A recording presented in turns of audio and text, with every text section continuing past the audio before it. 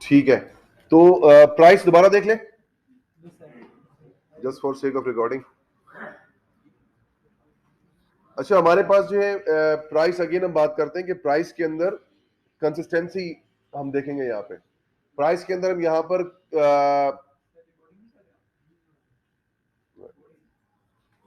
ये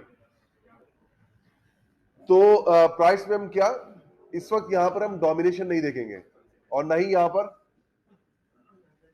profit calculation, sorry price में budgeting and profit calculation नहीं देखेंगे।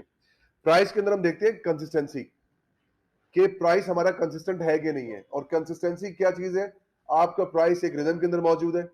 यहां पर आप देखें प्राइस तो इधर 29 से शुरू हो रहा है, 22, 29, 14, तो यहां पर 15 से अबव एंड 13 से बिलो प्राइस यहां पर मौजूद है। ऐसा नहीं हो रहा कि प्राइस 5 भी है, 10 भी है, 50 भी है, 70 भी है, 100 भी है, 150 भी है। ये जो बहुत हाई एंड लो जंप होता है आपका, इसका मतलब ये होता है कि प्राइस आपका जो है वो इनकंसिस्टेंट है, कंसिस्टेंट नहीं है।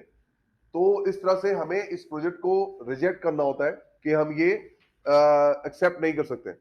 लेकिन इसके अंदर एक चीज बहुत इंपॉर्टेंट है, वो ये कि प्राइस इनकंसिस्टेंट होने की वजह क्या है, और उसकी वजूहात अगर हम टाइटल में जाके देखें तो वहां पता चलेगा कि क्या ऐसा तो नहीं है कि ये प्रोडक्ट जो है वो pack of 1, pack of 2, pack of 6, pack of 12, pack of 20 बिक रहा है।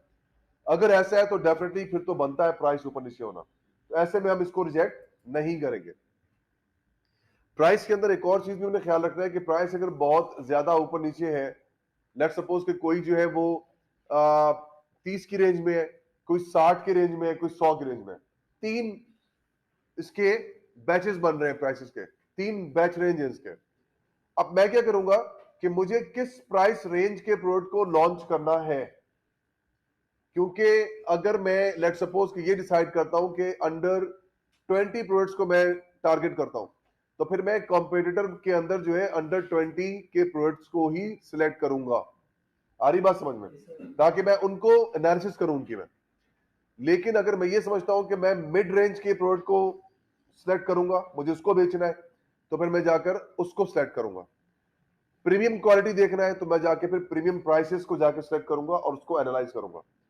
तो ये तो तरीका हो सकता है। जैसे कि मैंने बताया आपको अभी कि सोना और चांदी, कि आप सोना जो है उसके प्राइसेस को लें और उसमें बेचे चांदी, तो कभी भी नहीं बिकेगा।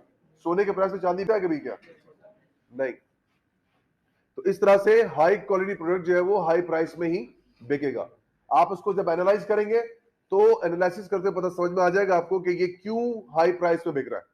ठीक है, बाज़ औक़ात ये भी होता है कि इस पे जैसे कंपोनेंट्स हैं, कोई 8, कोई 10, कोई 12, तो इस तरीके से अगर कंपोनेंट इंक्रीज हो रहे हैं तो हो सकता है कि प्राइस भी इंक्रीज हो।